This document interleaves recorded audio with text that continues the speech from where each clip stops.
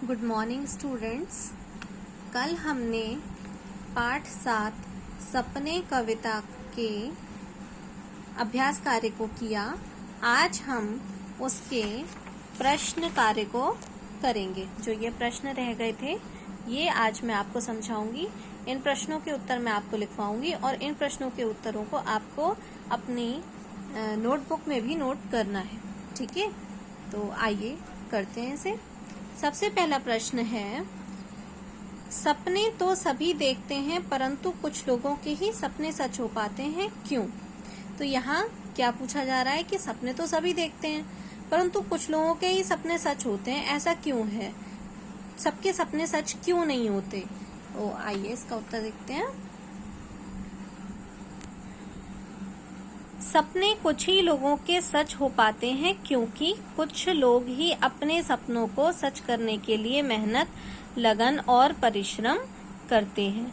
तो यहाँ पे क्या कह रहे हैं कि सपने जो होते हैं वो कुछ ही लोगों के इसलिए सच हो पाते हैं क्योंकि सब लोग तो मेहनत करते नहीं हैं।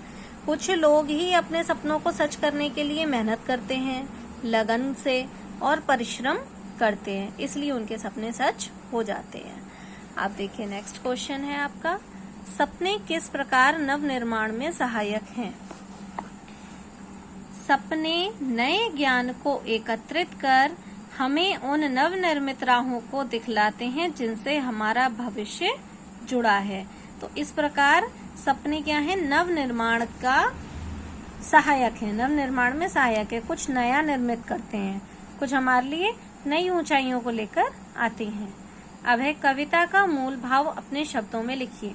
तो यहाँ ये पूछ रहे हैं कि ये कविता, जो सपने कविता हमने पढ़ी है, इसका मूल भाव, इसका अर्थ, इसका भाव क्या है? तो आइए लिखते हैं। सपने कविता हम सबके जीवन से जुड़ी है। सपने हमारी उच्च आकांक्षाओं के प्रतीक हैं जो हमारे जीवन का लक्ष्य होती हैं और इन लक्ष्यों को प्राप्त करने के लिए हमें निरंतर प्रयास करने की आवश्यकता होती है। तो सपने कविता में हमें क्या बताया गया है कि सपने जो हैं वो हम सबको आते हैं।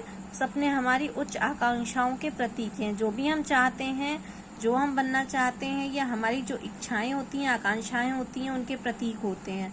और वो प्रतीक क्या हैं? जो हमारे जीवन का लक्ष्य है, हमारे जीवन का उद्देश्य है। और इन लक्ष्यों को प्राप्त करने के लिए हमें निरंतर प्रयास करने की आवश्यकता होती है। अगर हम निरंतर प्रयास नहीं करेंगे तो हम अपने जीवन के लक्ष्यों को प्राप्त नहीं कर पाएंगे। ठीक है स्टूडेंट्स? तो स्टूडेंट्स, आज हमने ये चैप्टर की सारी एक्सरसाइज को बुक में और नोटबुक में कंप्लीट कर लिया है। आप भी इसे नोटबुक में कंप्लीट कर लीजिए। मैं आपको एक बार फिर से बता देती हूँ कि आपको नोटबुक में करना है। सबसे पहले तो आपको सपने कविता के मौखिक प्रश्न, शब्द अर्थ,